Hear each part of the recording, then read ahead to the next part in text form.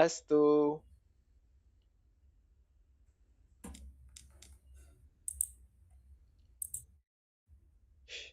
षड्षष्टितमप्रसङ्गस्य सुस्वागतम्। अद्य चित्रस्य वर्णनं कुरु वयं प्रथमं प्रयासं कुर्मः। तदनन्तरं यदि श्रीमती मालती महोदय न आगच्छति चेत् नमिता महोदय भवती द्वितीयं कार्यं स्वीकरोतु। तदनन्तरं कथामालिनी, अन्तिमे मार्जालस्य मुखं दृष्टं रूपकाणि अपि। अस्तु, चित्रस्य वर्णनं कुरु। अग्रिमपुटे एकं चित्रं चिनोतु, तस्य उपरि 3 वाक्यानि रचयतु।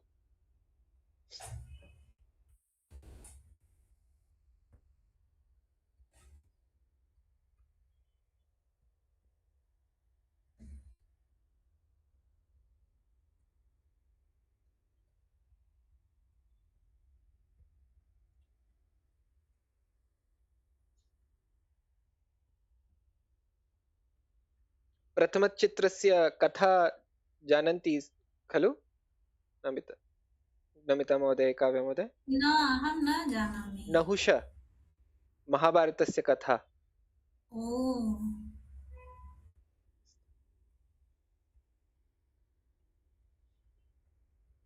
अहं तृतीयचित्रस्य उपरि वदामि। अस्तु। एतत् चित्रं किञ्चित् पुरातन चित्रम् अस्ति, पेण्टिङ्ग् अस्ति। अस्मिन् चित्रे 3 बालकाः शिशवः क्रेडल्, ऐ थिङ्क् प्रेङ्खा मीन्स् क्रेडल्, प्रेङ्खायां स्वपन्ति, दे आर् स्लीपिङ्ग्। तेषां माता तान् पर गेस्ट्स् अतिथयः कृते दर्शयति। 3 स्त्रयः शिशून् पश्यन्ति, बालकान् पश्यन्ति, आशीर्वादं ददति।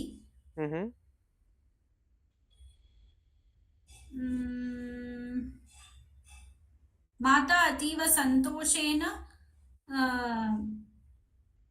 दर्शयति तस्याः बालकान्। अस्तु। अस्तु, वास्तविकतया एतद् अनुसूया कथा अस्ति, दत्तात्रेयस्य कथा। जानाति वा काव्य महोदय, भवती जानाति? अहं जानामि। आम् आम्। अनुसूया कथा इत्युक्ते ब्रह्मा विष्णु ईश्वर तत् कथा। त्रिदेवी द्रष्टुमिच्छन्ति, अनुसूया महोदय एव कथं पतिव्रता प्रदर्शयति इति, सर्वोत्तम श्रेष्ठता कथम् इति। अतः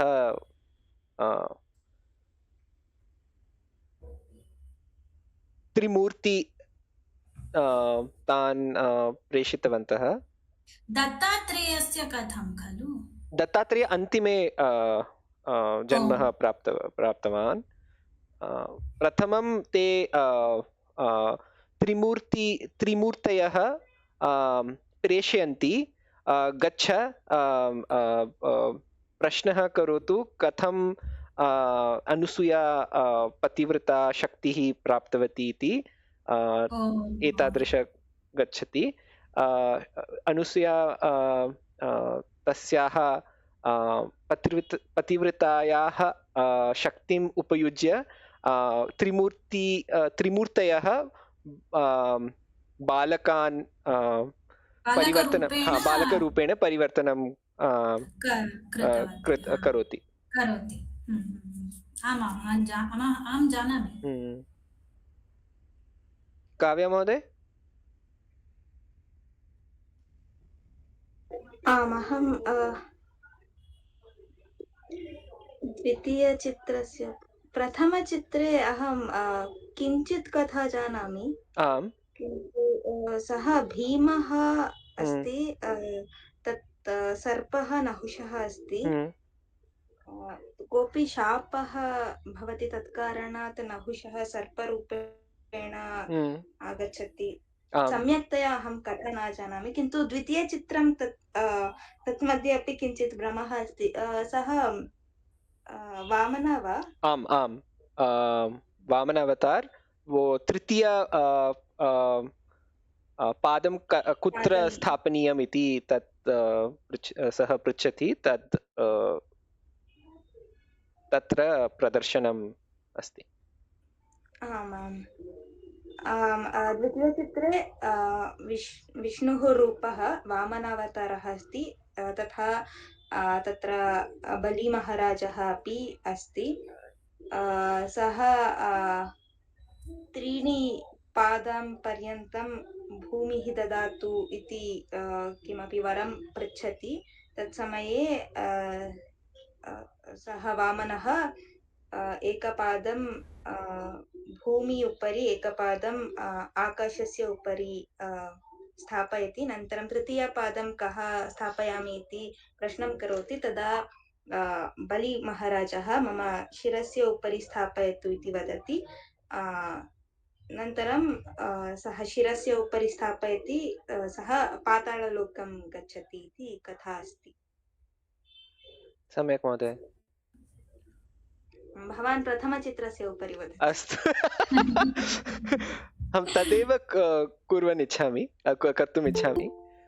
ओ यज्ञेश महोदय पश्यतु। नमो नमः यज्ञेश महोदय,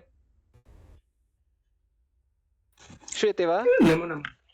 भवान् न्यू इयर् रेसोल्यूशन्, नववर्ष रेसोल्यूशन् इत्युक्ते किं वचनं वा? हा, सङ्कल्पः न त्यक्तवान्।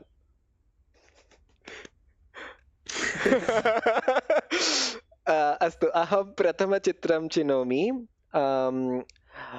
नहुषस्य नहुष युधिष्ठिरं प्रति केचन प्रश्नाः प्रश्नं करोति, यथा यक्षस्य प्रश्न उत्तरं गच्छति, तथैव एतदपि प्रसङ्गः भवति। नहुषः एतादृशप्रश्नः करोति, ब्राह्मणः वास्तविकतया कः? यदि कोऽपि शूद्रः अस्ति परन्तु तस्य गुणः सम्यक् अस्ति, परन्तु ब्राह्मणस्य गुणः सम्यक् नास्ति चेत् उत्तमं कः? एतादृशप्रश्नाः करोति। युधिष्ठिरमपि बहु समीचीन उत्तरं ददाति, यथा यदि कोऽपि शूद्रः अस्ति परन्तु सः गुणानां श्रेष्ठः अस्ति, परन्तु ब्राह्मणः नामरूपेण एव अस्ति, परन्तु गुणं यदि दृश्यते चेत् उत्तमं नास्ति चेत् शूद्रः एव उत्तमः इति युधिष्ठिरः उत्तरं ददाति। एतादृश बहु प्रश्नाः सन्ति। मह्यं रोचते। किमर्थम् इत्युक्ते बहु जनाः वदन्ति सनातनधर्मे वर्णाः बहु क्रूरता प्रदर्शयति, परन्तु अत्र द्रष्टुं शक्यते गुणस्य उपरि एव वर्णाः अस्ति।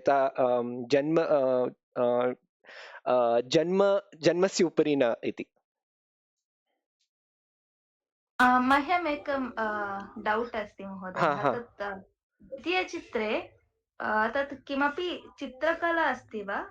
रविवर्मस्य वा? तत्र किमर्थं ब्रह्मः अस्ति इति मम प्रश्नः। तत् उपरि सः ब्रह्मा वा? द्वितीयप्रश्न अत्र वा? अहमपि न जानामि किमर्थम् इति। कोऽपि वाट् इस् मैन्युस्क्रिप्ट्? लिपि न, लिपि is script. Manuscript would be patra, some patra. पुरातत्वपत्रे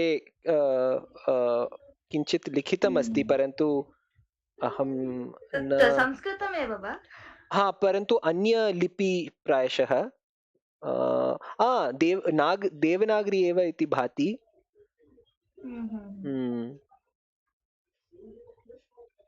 अस्तु अस्तु यज्ञेश महोदय, भवान् अपि चित्रं चिनोतु, तस्मिन् उपरि 3 वाक्यानि रचयतु। अहं प्रयत्नं करोमि।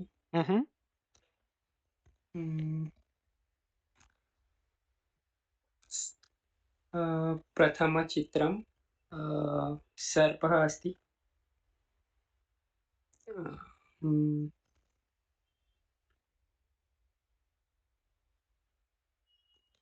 What do we call it? Tiger in Sanskrit? Tiger वा व्याघ्रः? व्याघ्रः। चतुर्थचित्रं वा? चतुर्थचित्रं चतुर्थचित्रः what was the word? सर्पः व्याघ्रः अस्ति।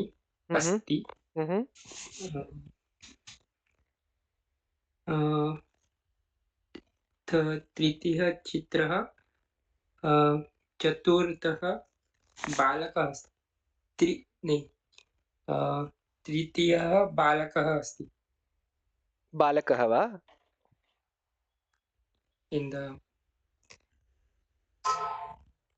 भवान् चतुर्थचित्रमेव वर्णनं करोति खलु?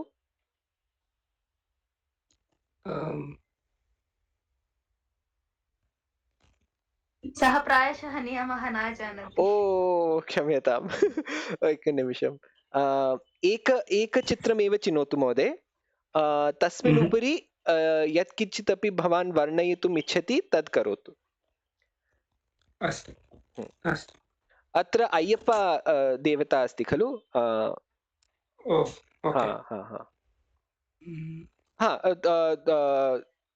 भवान् उक्तवान् व्याघ्रः अस्ति, सर्पः अस्ति, तदनन्तरं I was saying in the third picture there are 3 children. No. Stick to one. चतुर्थमेव स्वीकरोतु. Okay.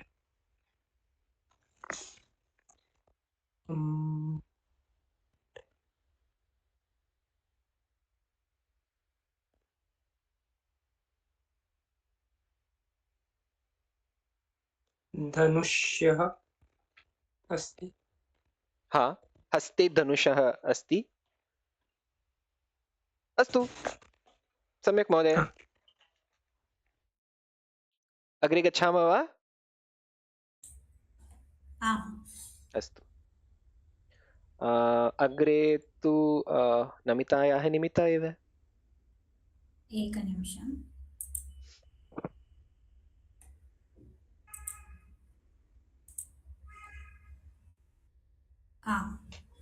प्रथम भावचिह्नानि उपयोगं कृत्वा वाक्यानि रचयतु। सर्वे प्रयत्नं कुर्वन्तु। प्रथम 6 संख्यायात्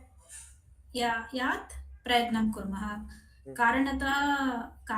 कारणमस्ति, समयः नास्ति प्रायशः। न समयः अस्ति, चिन्ता मास्तु। ओके, सर्वे 8:30 एव प्रायशः आगच्छन्ति, समयः अस्ति। अस्तु, ओके, आरम्भं कुर्मः। फस्ट् वन्, काव्या भगिनी। शीतः अस्ति चेत् कषायं पिबामि। द सेकेंड इमोजी भवती मिस् कृतवती।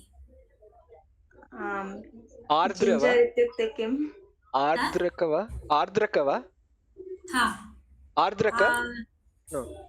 अद्रक। अद्रक। अद्रक इस् जिञ्जर्। यदि शीतः अस्ति चेत् तर्हि उष्णं, see there is steam rising from the cup. उष्णं अद्रकचायं पिबतु। ओहो, ओके, नेक्स्ट वन।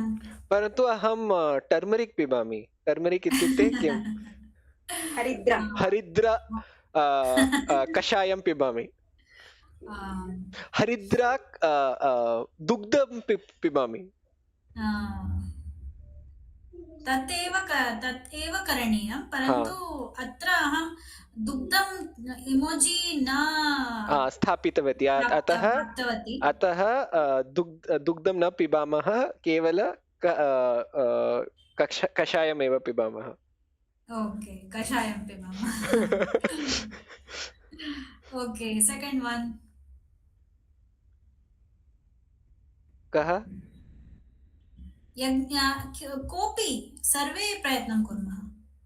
एस्ट्रोनॉट इत्युक्ते किम् इति अहं न जानामि।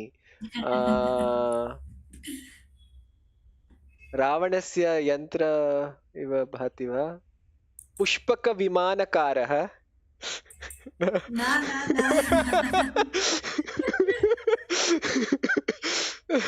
That is pilot, right? हाँ, काव्या भगिनी। अंतरिक्ष चालकः, अंतरिक्षयात्री अथवा गगनयात्री। गगनयात्री, अस्तु, गगनयात्री। गगनयात्री चन्द्रस्य उपरि भारतीयध्वजं स्थापयति। ओके। तत् चन्द्रः एव वा? चन्द्र इति चन्द्रः actually if I show a full circle, confusing it will be confusing, right?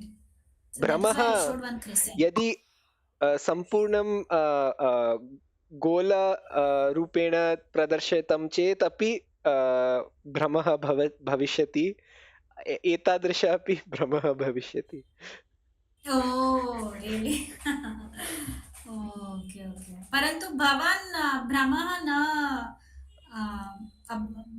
भवतः कृते भ्रमः न अभवत् खलु? अहं गगनयात्री दृष्टवान्, अतः अहं चन्द्रः इति। यज्ञेश महोदयः, भवान् प्रयत्नं करोतु। थर्ड वन। एलियन् अपि किमस्ति? गेस् करोतु,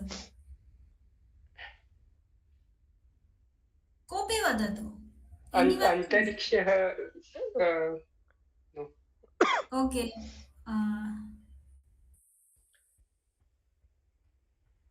अनेक शब्दाः अन्यग्रहकारः। You R close. किं ग्रह अस्ति, अन्यग्रह। ग्रहकारः। ओके, अन्यग्रहकारः। अन्तरिक्षविमानः। तत् UFO अस्ति खलु? अन्तरिक्षविमानः। एतदेव पुष्पकविमानः।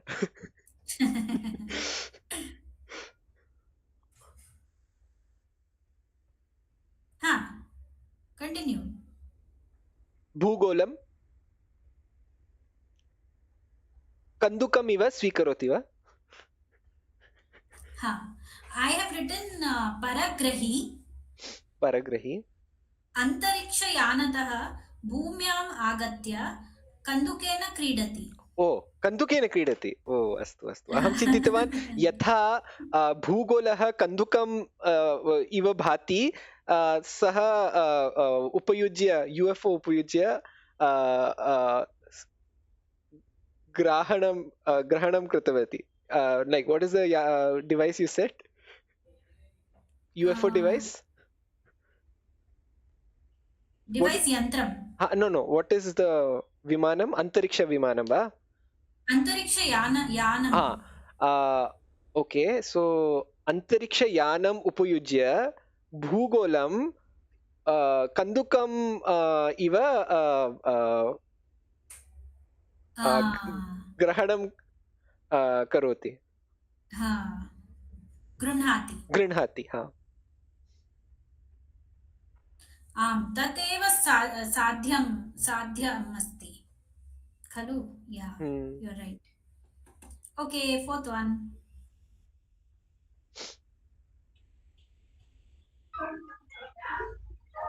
त्रयः वानराः एकः हा, वदति किं कुर्वन्ति ते?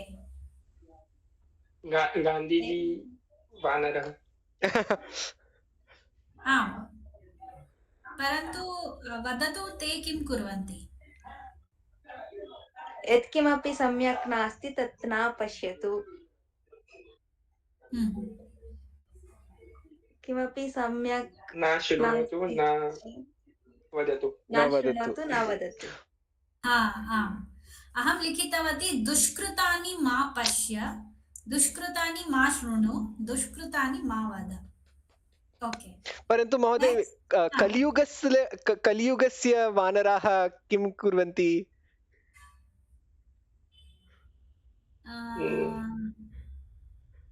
न सोशल मीडिया दृश्यते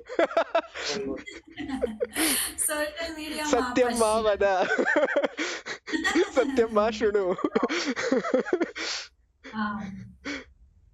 नमो नमः सीमा महोदय सार्ध अष्टवादने वा अष्टवादने वा सर्वे एतादृशमेव प्रश्नं कुर्वन्ति गतवासरे एव अभवत् महोदय क्षम्यताम् ओहो अस्तु हा सीमा महोदय we are playing भावचिह्नानि emojis use कृत्वा उपयोगं कृत्वा वाक्यानि रचयतु. So right now fifth one we are doing. इदानीं पञ्चनिमेषान् कृते अहं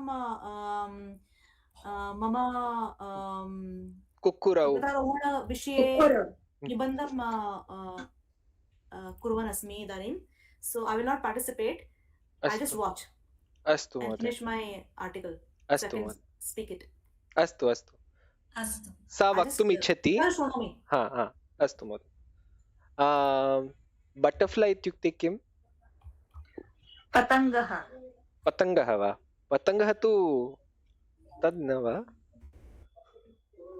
किन्तु योगा मध्ये पतङ्गासन इति एकं बटर्फ्लै पोस् आगच्छति तत् ओ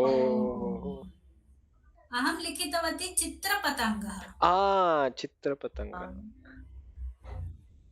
हा, वाक्यं रचयतु. चित्रपतङ्गः सुन्दरमस्ति आम्, सुलभम् अस्ति. ओके, सिक्स्थ वन. शनिः शनिः वा? शनैश्चरः ओके, जुपिटर् इत्युक्ते किम्? ओ तत् जुपिटर् वा? न न न तत् शनैश्चरः ओ रिङ्ग् रिङ्ग् अस्ति. करेक्ट्. ओ भवती जुपिटर् इति वक्तुम् इच्छति वा? तर्हि बृहस्पति अथवा गुरु अथवा बृहस्पति. भवान् सत्यं करेक्ट् उक्तवान्. ओ शनिः. हा, शनैश्चरः. परन्तु तदनन्तरं किं भविष्यति इति अहं न अवगतम्. Asteroid इत्युक्ते किम्? I know there's a word for it in our shastras. Ketu something with a tail, comet. धूमकेतु. धूमकेतु.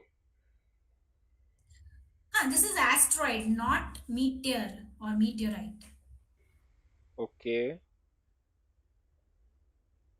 लघुग्रह, क्षम्यताम् अहं दृष्टवान्. व्योमखण्डः वा? व्योमखण्डः. व्योमखण्ड, व्योमखण्ड सम्यक् अस्ति. Okay. I only made a word.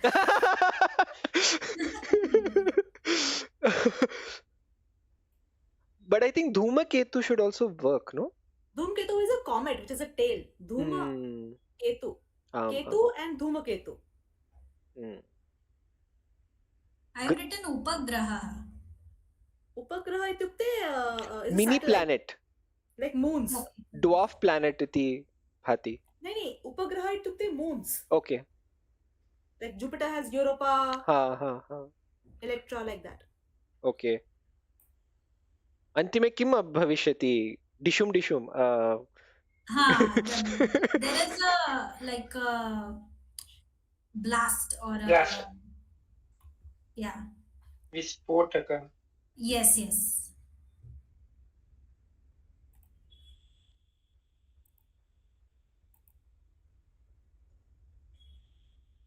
स्खलनम् इति वक्तुं शक्यते वा? स्खलनं वा? स्खलनम् अथवा विस्फोटः व्योमखण्डः आपतित्वा विस्फोटः भवति. I really like Vyomakhanda. Yeah, ahamapi. Okay, 7th one.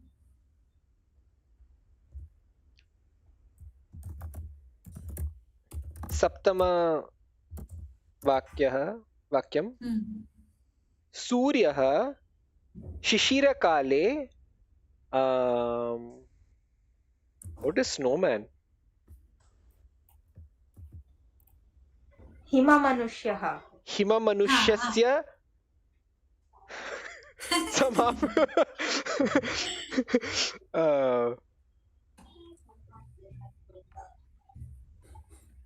You have to say it is melting. So the word for melt. हीयते वा हीमते गलयति. So ग्रीष्म ऋतु समये हिममानवः गलयति. गलयति और कलयति गलयति. 8th one. कुटुम्बः जन्मदिनम् आचरति. अस्तु. अथवा इदमपि वक्तव्यं वक्तुं शक्नुमः. माता पितरौ शिशोः जन्मदिने उत्सवं कुरुतः. Okay, 9th one.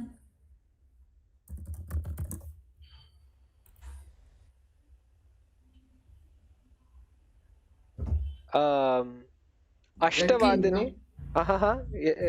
किं महोदय? अष्टवादने करेक्ट्.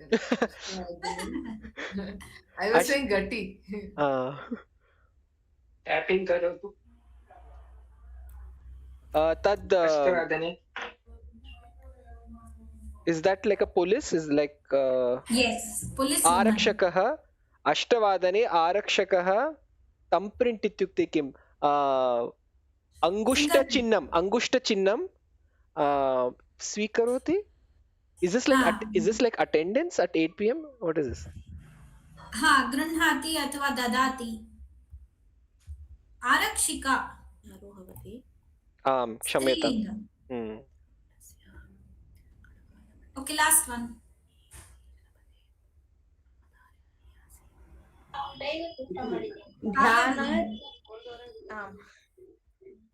ध्यानात् मनः शान्तः.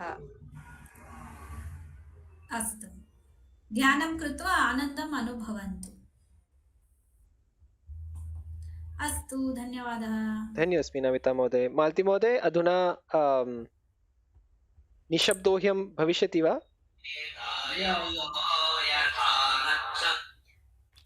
Hello. This today is about shapes, okay? वर्तुलम् एतादृशं वा? So first is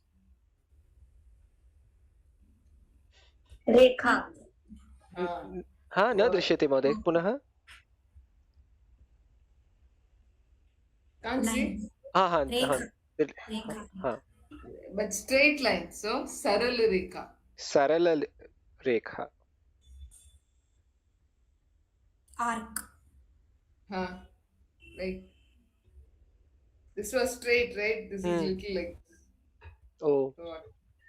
wonky Rekha. Vakra rekha. वक्र रेखा. वक्ररेखा.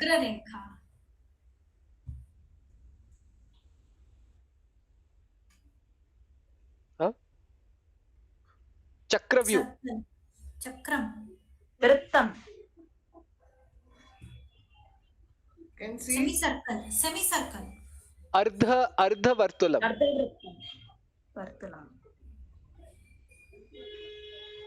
Compass. No, it's half a circle basically. No. Radius of the circle, va?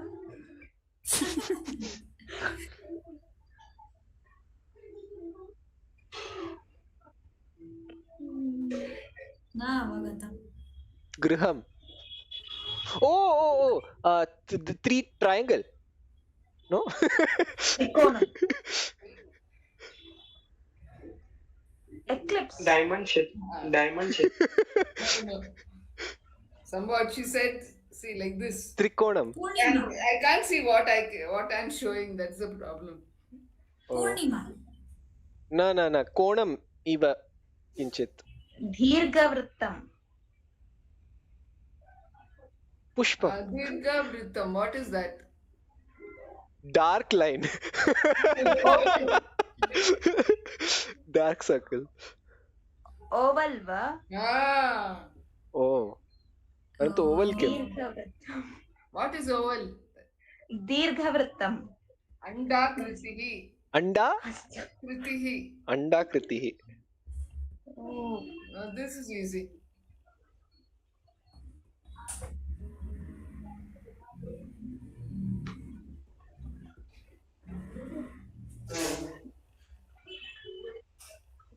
सुलभम नास्ति महोदय.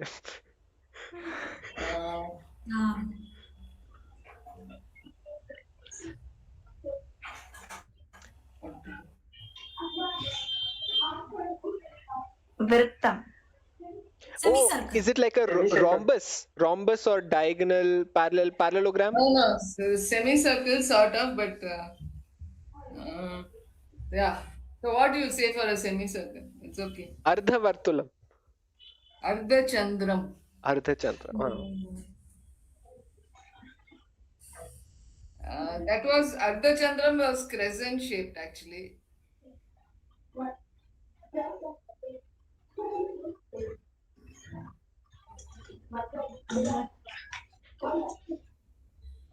Huh? Got it? No महोदय. Vrittam. diamond Ardhavrittam. Perfect. This now that you've told Ardhavritam. Vrittam. पूर्ण वृत्तम.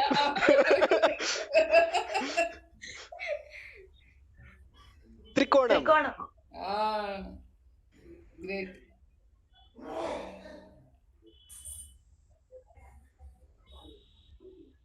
Chatushkonam. Square. Yeah. It is Wow. Chaturashraha. Chaturashraha.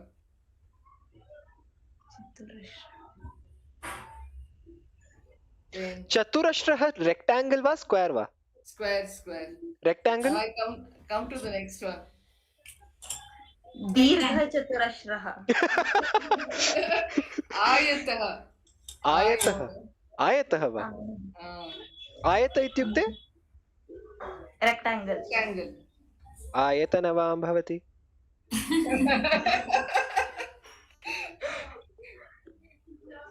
परन्तु आयतः जलम् इति अहं स्मरामि. Rhomboid. rhombus diamond. Vajrah. vajra Vajrakritihi. oh वज्राकृति.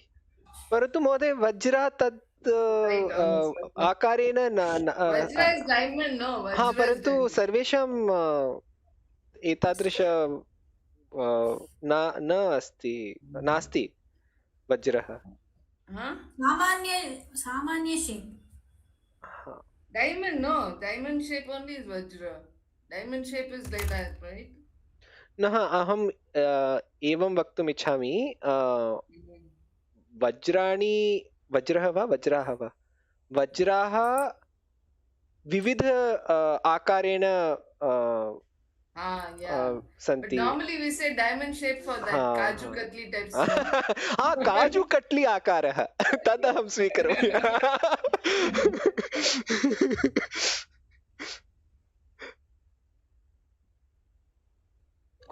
पञ्च पञ्चकोणः पञ्चकोण एव वा? Correct. Now all numbers. षट्कोणः षट्कोण. सप्तकोणः दशकोणः दशकोणः No. 100 शतकोणः No.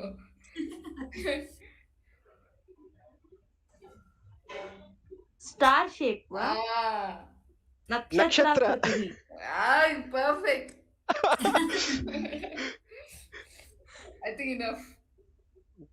अस्तु Next class I'll go further. धन्यवाद. धन्योऽस्मि मालती महोदय सम्यक् अस्ति Sunday. पुनः People here have mind reading ability, I think. अस्तु नमिता महोदय आमाम्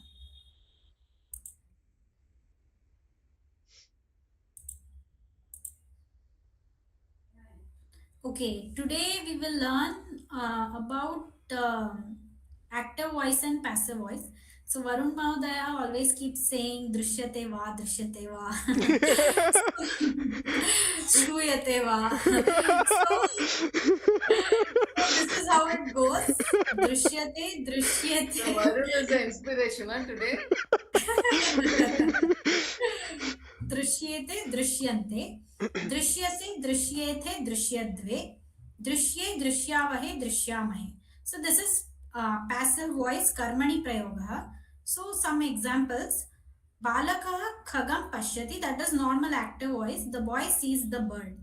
बालकेन खगः दृश्यते, the bird is seen by the boy. Then अस्माभिः चित्रं दृश्यते, the picture is seen by us. So even though asmabhi is plural, chitram, that is the main, like that is the object. So that is why chitram drishyate, not drishyante. Then asmabhi chitrani drishyante, the pictures are seen by us. So you can use either drish dhatu athva shruyate, pathyate, likhyate, anything you can use and make the sentence. वाक्यानि रचयामः वा अधुना वाक्यानि रचयामः. So one is kartari, one is karmani, is it? So what we usually say, balakah khagam pashyati, that is कर्तरि kartari. पश्यति पश्यतः पश्यन्ति पश्यसि पश्यतः पश्यथ पश्यामि पश्यावः पश्यामः. परन्तु कर्मणि प्रयोगे दृश्यते दृश्येते दृश्यन्ते दृश्यसे दृश्येथे दृश्यद्वे दृश्ये दृश्यावहे दृश्यामहे. So you have to use tritiya vibhakti. The bird is seen by the boy. Balakena khagah drishyate. आम् कर्मणि प्रयोगे तृतीया विभक्ति भविष्यति. काव्य महोदय काव्य भगिनी प्रश्नः अस्ति इति नास्ति सा एक्स्पर्ट् अस्ति. नास्ति I was तदपि so नास्ति. happy she's considering all of us pundits. Good, ask a question.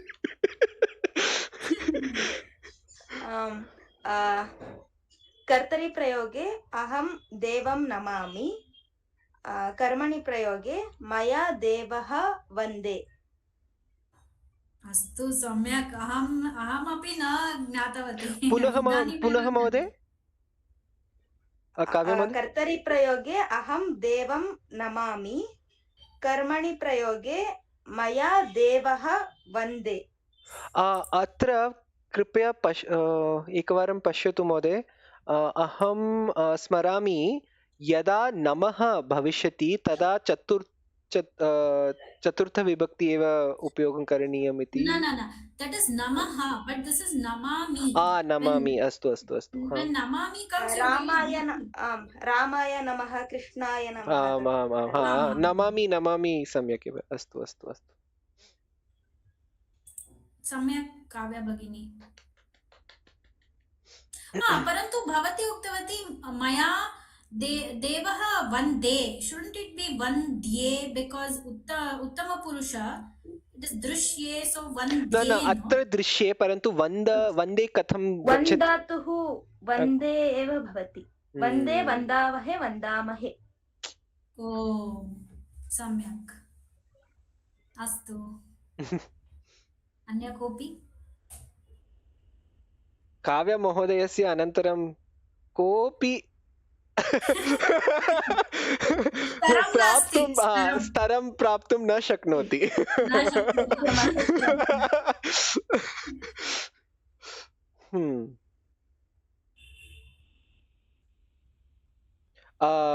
सोपाने प्रथमसोपाने अस्ति Kavya.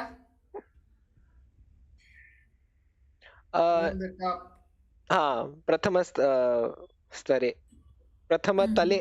No, I'm saying the steps. We are the last step. सोपाने. अस्तु. असत्यं मा वदतु मालती महोदय.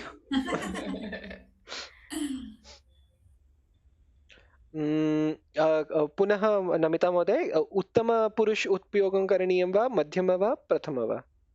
Anything. किमपि. Anything you can use. Okay. Yeah.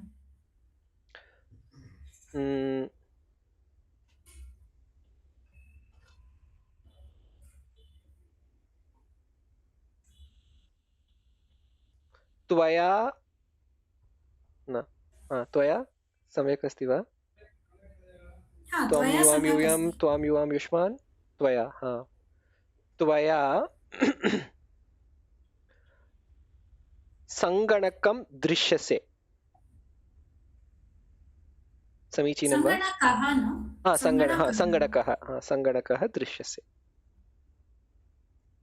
सम्यक्.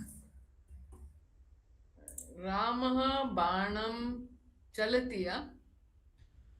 चालयति. Okay. बाणेन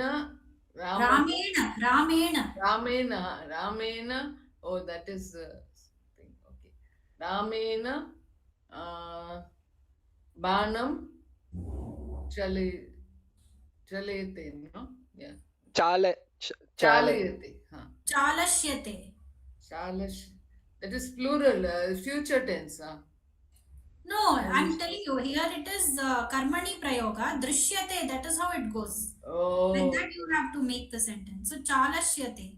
I'm not sure how chalayati. चालयिष्यते वा अन्य किमपि वा इति. अन्यमेव भवति. अत्र किम् अस्ति इत्युक्ते तत् परस्मैपदी आत्मनेपदी तत् रूपः अस्ति खलु.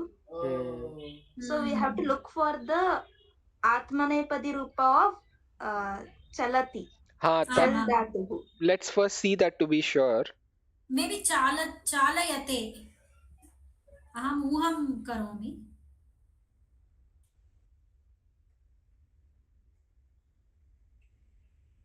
कोऽपि दृष्ट्वा वदतु, अहमपि प्रयासं करोमि. अहं नन्तरे मम जनन्या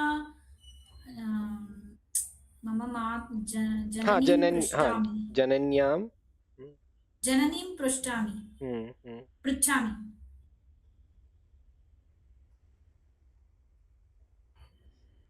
अधुना अहम् उत्तरं.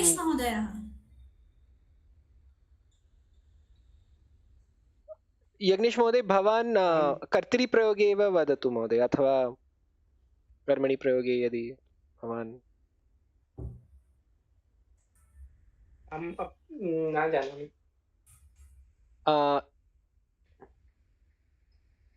यज्ञेशः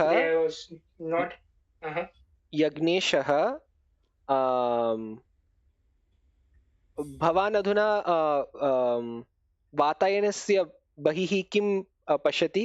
किमपि वदतु. I did not get the question. Outside your window, what all do you see? Just tell me. Outside window. I see the road. यज्ञेशः वीथीं पश्यति. किं पश्यति? वीथी So nadi, nadyau, nadyah, nadeem, nadyau, nadihi. So nadeem, you see the road, usko dekhte ho. So dvitiya vibhakti. So yagneshah nadeem, sorry, vitheem pashyati. Vithi pashyati. यदि तद् आत्मनि कर्मणि प्रयोगः करणीयं चेत् यज्ञेशेन वीथिः दृश्यते. सम्यक्. यज्ञेशः वीथिः दृश्यते. वीथिः दृश्यते. यज्ञेशेन. यज्ञेशेन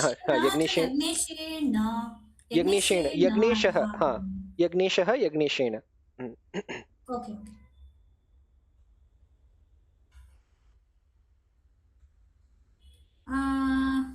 Who else is there?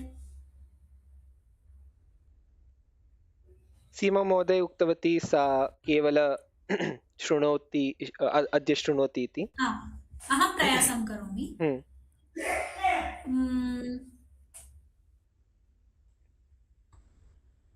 करोति, how will it be? अहमपि न जानामि. काव्या भगिनी? क्रियते क्रियते क्रियते खलु? No, it should be this shyate should come, no? Not necessary. Not necessary. Oh yeah. Sorry. Not necessary. Yate should come. Kriyate. I think it will be kriyate. I'm just checking. Maya prayasah kriye. Kriyate. No. Maya. क्षम्यताम्. Okay. Kriye. किञ्चित् सम्यक् नास्ति. The effort is done by me. Maya क्रियते प्रयासः क्रिये. दृष्ट्वा वदामि महोदय, अहं न जानामि सत्यं सम्यक् वा न वा. Maybe exceptions will be there. That is Not exceptions, किञ्चित् पाणिनीय व्याकरण सूत्राणि ज्ञातुम् आवश्यकमस्ति.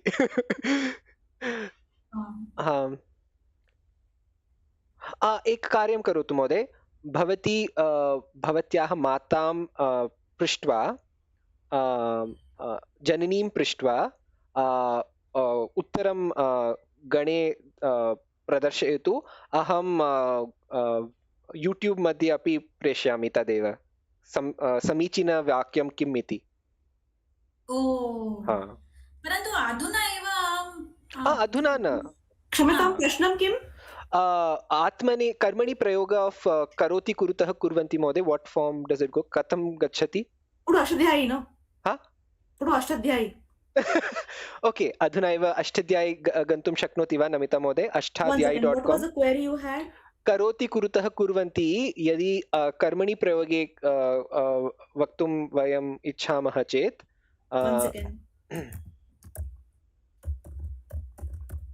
क्रियते वा, क्रियते, क्रियेते, क्रियन्ते एतादृश गच्छति वा? 1 second.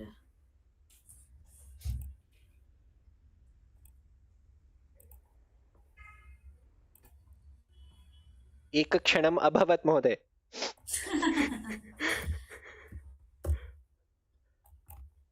What is the base word you said? करोति. So कृ धातु. What do you want of that? The karmani or atmanepadi karmani prayoga, basically what will that look like? First of all, does it have an atmanepadi? Yeah, that's what I'm also thinking. What do you want? Parasmaipadi. Parasmaipadi, what do you want? Not parasmaipadi. Atmanepadi, does it have? No, karmani prayoga. Kritanadi. एकनिमिषः. So atra you want atmanepadi, right? If it is there. Otherwise, how will we say for karmani prayoga for karoti if we want? Kuruvan asmi? No, but that's with Shatrishanach, no? Karmani prayoga. 1 second. अनन्तरे दृष्ट्वा वदतु महोदय. अस्तु. समयः अभवत् 9:00. न किञ्चित् अग्रे गच्छामः. अग्रे गच्छामः. अहं सज्जा अस्मि. किं महोदय? अहं तु सज्जा अस्मि। अधुना वक्तुम् इच्छति वा महोदय? समयः अस्ति चेत् करोमि। पर्वतारोहण उपरि? आमाम्। अस्तु, वदतु महोदय। अभवत् महोदय, नमिता महोदय? अस्तु अस्तु।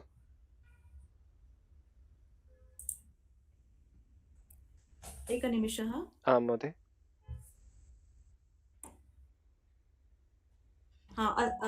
You want कर्तरि what? I found it. Not धातु करोति कुरुतः कुर्वन्ति। आत्मनेपदी what you want? Like let's say we saying aham karomi. If I want to say that in a karmani prayoga, what form does the present tense, no? Present tense. Kurve. Huh? I'm gonna share this thing in the chat. The link. Astu महोदय। पश्यतु। स्थापितवती गणे।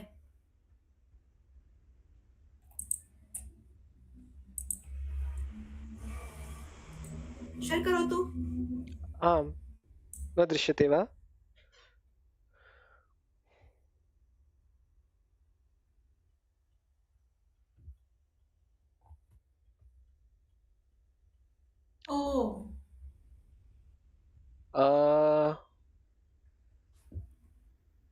अद्य अत्र कर्तरी दृश्यते, कर्मणि न दृश्यते। भावकर्मणोः क्रियते क्रियेते क्रियन्ते, क्रियसे क्रियेते क्रियद्वे। क्रिये क्रियावहे क्रियामहे। नमिता महोदय, क्रियते क्रियते क्रियेते दृश्यते। भवतः स्क्रीन् न दृश्यते। अहं कथमायणी अस्ति अत्र? एकनिमिषम्। स्क्रीन् नास्ति। अहं पीपीटी शेर् कृतवान् खलु, प्रेजेंट समथिंग एल्स विंडो। कर्मणि प्रयोग कथम् अन्वेषणं करणीयम् इति दर्शयतु इति ड्राप् डौन् मेनु अस्ति खलु। आमाम्, एकनिमिषम्। That's what I said, kurve. That's what I said. No. Drop down menu. अधुना दृश्यते वा? पश्यतु, पश्यन्तु सर्वे। महोदय, स्थापयतु ड्राप् डौन् मेनु तस्य। अहं कृतवान् महोदय, पश्यतु। No, just to show to others how to search for it. Just click on the drop down menu arrow button so this can know what all to find over there. Just click on the drop down, no? The whole listing will be available. Red so color. Raktavarna. Just show the entire listing. Just a drop down menu. Click on the red. न दृश्यते महोदय, अहं करोमि परन्तु you are not able to see the drop down. Here you can see on the right side कर्तरि लट्लकार न भावकर्मणौ न। here कर्तरि लट्लकार कुरुते कुर्वाते कुर्वते कुर्वते। परन्तु महोदय, एतद् आत्मनेपदम् अस्ति, परन्तु वयं कर्मणि प्रयोगः कुर्मः, अतः I need to see the भावकर्मणः। So it's क्रियते क्रियेते क्रियन्ते, क्रियसे क्रियेते क्रियद्वे, क्रिये क्रियावहे क्रियामहे, unless it is आत्मनेपदी that you want to use, in which case it becomes Go to कर्मणि, कर्मणि it is क्रियते क्रियेते क्रियन्ते, क्रियसे क्रियते क्रियेते क्रियद्वे, क्रिये क्रियावहे क्रियामहे। I want to make myself do this thing, then you can use क्रिये। so that अहं कार्यं क्रिये। मया कार्यं क्रिये, मया कार्यं क्रिये, मया प्रतिदिनं योगासनं क्रिये, मया प्रयासः क्रिये। मया प्रयासः क्रिये। अस्तु, धन्यवादः। अहं पुनः समयः अस्ति वा नास्ति? आम्, धन्योऽस्मि महोदय। समयः अस्ति न? समयः अस्ति, मम कृते अस्ति, भवत्याः कृते अपि अस्ति। सीमा महोदय, समयः अस्ति। आम्, अस्ति महोदय। वदतु महोदय। अद्य मम नमिता भगिनी पर्वतारोहण विषये गणे वार्तालापं कृतवती, अतः अहं तद्विषये किञ्चित् वदामि। मम अनुभवाः श्रूयते वा? आम्।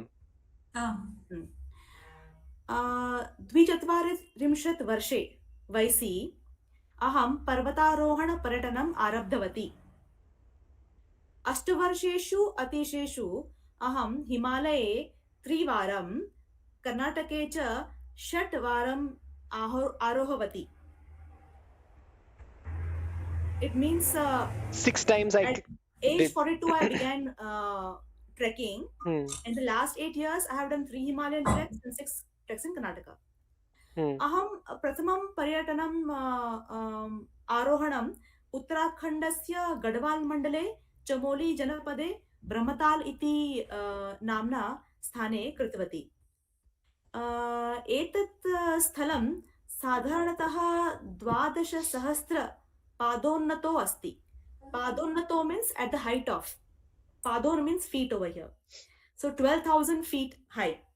So 12,000 पादोन्नतो अस्ति. अवगतम्? हेलो, किञ्चित् किञ्चित् महोदय. श्रूयते? आम्. आम्. अस्तु, अग्रे वदामि. पर्यटनस्य सम्पूर्णं दूरं 20 किलोमीटरं मितम् अस्ति. अत्र लघुसरोवरम् अस्ति यत् भगवतः ब्रह्मणः नाम्ना अभिहितम्. इट् मीन्स् यथा भगवतः ब्रह्मणः नाम्ना अभिहितम्. It is named after lord Brahma. यतः सः बहुवर्षाणि आध्यात्मिकं तपः ध्यानं च अकरोत्. आरोहणं मध्यमकठिनं भवति.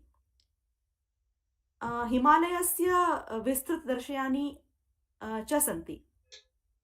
नन्दा घुण्टी पर्वतः, त्रिशूलपर्वतः च दृश्यते. पंचचुल्ली पर्वत श्रेणी अपि दृश्यते. Did you notice दृश्यते? I said नन्दा घुण्टी पर्वतः, त्रिशूल पर्वतः च दृश्यते. 2 mountains, Nanda, Gunti and Trishul. So दृश्यते. Then I said Panchachulli Parvata Shreni api drishyate, singular. अवगतम्? आम्. अग्रे स्क्रीन् शेर् कृत्वा. आम्, करोतु महोदय. पुटं प्रसारयतु.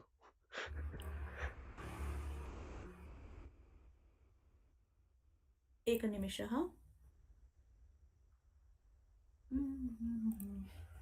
कुत्र अस्ति मम चित्रम्? कार्यानं गच्छति महोदय. जानामि किं करणीयम्.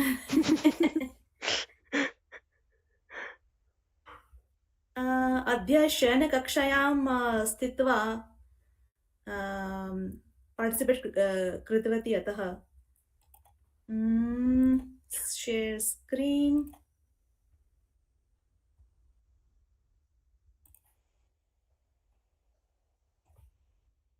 दृश्यते खलु? आं महोदय. बहु इदमस्ति सुन्दरं. ब्रह्मताल.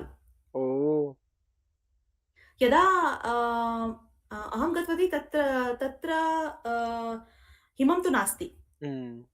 केवलं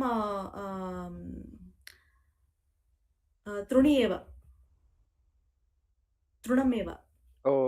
अग्रे पुनः अनन्तरं शेर् करोमि. कुत्र अस्ति? तर्हि अनन्तरं द्वितीया यात्रा केदारकण्ठः उत्तराखण्ड राज्यस्य गढ़वाल मण्डलस्य चमोली पदेन आसीत्. प्रायः 12,500 पादोन्नता अस्ति. 12,500. 12,500 पादोन्नता अस्ति at the height of so many feet. यात्रायाः सम्पूर्णं दूरं 20 किलोमीटर मितम्. प्रथमं शिबिरं सांक्री ग्रामे अस्ति. बेस् कैम्प प्रथमं शिबिरम्. अत्रतः परं यावत् पर्वतशिखरं प्राप्नोति तावत् दूरभाषसम्पर्कः नास्ति. अत्रतः परं from this point onwards पर्वतशिखरं प्राप्नोति at the mountain peak तावत् दूरभाषासम्पर्कं नास्ति. So Sankri town onwards till mountain peak no network. केदारकण्ठः इत्यस्य अर्थः शिवस्य कण्ठः इति। भगवान् शिवः ध्यानाय इमं स्थानं चितवान् आसीत्, किन्तु ग्रामीणाः अज्ञानतया तस्य गभीरध्यानं विघ्नितवन्तः। क्रुद्धः अपि शान्तः शिवः तपस्यां समापयितुम् अविना तत्स्थानं त्यक्तवान्। अतः तत्स्थानम् अर्धपवित्रम् अर्धपरित्यक्तं च अभवत्। सा अपूर्णा तपस्या एव केदारकण्ठनाम्ने कारणम् अभवत्। केदारकण्ठः तस्य हिमाच्छादितमार्गैः जुडा का तालाब च हिमबद्ध सरोवरेण च प्रसिद्धः अस्ति। There is a Judaka Talab, small pond, lake kind of a thing. It is full of snow in the snow trail. It's famous for that. पुनः एक निमिषः, पुनः दर्शयामि। अत्र अस्ति share screen window. दृश्यते? आं महोदय। ब्रह्मताल ओ 2018। कः छायाचित्रं स्वीकृतवान् अथवा स्वीकृतवती? इत्युक्ते भवती एव खलु चित्रे? या परन्तु सः कः चित्रं स्वीकृतवान्?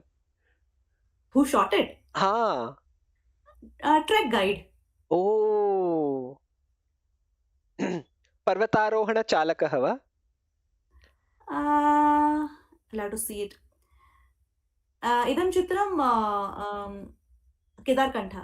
ओ We had the micro spikes and boots and all. अग्रे इदं Gangotri base camp, Gangotri peak, Gaumukh.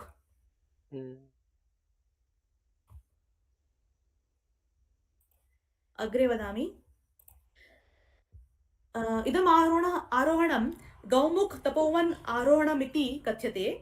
Garhwal हिमालये एतत् आध्यात्मिक महत्वपूर्णं मध्यमकठिनं आरोहणमस्ति। गंगोत्री तीर्थक्षेत्रात् आरभ्य गंगानद्याः उत्पत्तिस्थानं गौमुख हिमनदी ग्लेशियर यावत् ततः उच्च भूमि तपोवन क्षेत्रं यावत् गच्छति। शिवलिंग शिखरस्य अन्येषां च शिखराणां मनोहर दर्शनानि प्रयच्छति। अरण्यानि भगीरथ नद्याः तटं च अनुगच्छन्ति। शीलामय प्रदेशं तीर्थवा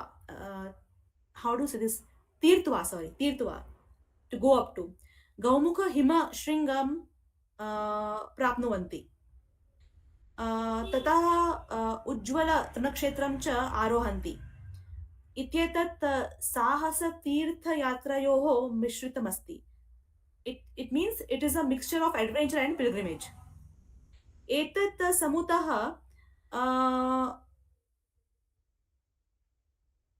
40,000 पादोनतो भवति, 14,000 feet. आरोहणस्य सम्पूर्णदूरं 140 किलोमीटर् अस्ति। अहं गौमुखं प्राप्तवती, किन्तु तपोवन तृणक्षेत्रं प्रति गन्तुं न शक्नुवम्। गंगोत्र्यारम्भे स्वस्य उच्चस्थान सहिष्णुता न कृतवती इति कारणात्। I didn't prepare myself for the acclimatization of the place, high altitude. अति आत्मविश्वासात् शारीरिक साधनाय सम्यक् प्रस्तुतिं न कृतवती। Overconfidence led me to Hmm. not prepare myself correctly. You didn't take the medicine and all? Dava. I took Disprin for headache, but not sufficient. अर्थात् भवत्याः रोग अथवा पीडा बहु अधिकम् अभवत् वा महोदय? Y- You can't breathe in altitude, na? no, You no, need to take the medicine, right? तत्तु कष्टं नास्ति. Tiredness, तर्हि you know, श्रान्ता बहु अधिकं भवति. तर्हि शिरोवेदना अपि भवति.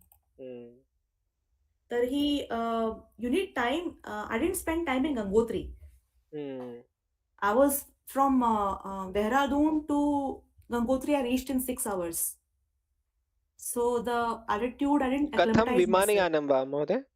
Yeah, Himalaya. Oh. So you should spend at least 24 hours. I didn't do that. Pure overconfidence. अतः तपोवने न गतवती. गौमुखं दर्शनं कृत्वा पुनः गङ्गोत्री प्रति गतवती. सम्यक् महोदय. धन्यवादाः. धन्योऽस्मि. अत्रैव स्थापयामः वा अथवा समयः अस्ति चेत् अन्तिमकथामालिनी कुर्मः वा? भवन्तः सर्वे एव वदन्तु.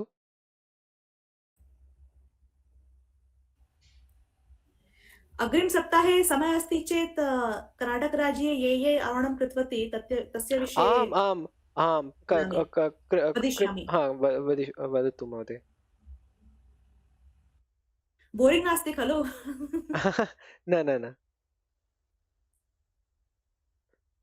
अस्तु, किम् अत्रैव स्थापयामः वा अथवा कथामालिनी स्थापयामः? सर्वे अङ्गीकुर्वन्ति वा? तर्हि अत्रैव स्थापयामः. अग्रिमशनिवासरे पुनर्मिलामः. शुभरात्रि. शुभरात्रि. Shubhratri. Shubhratri.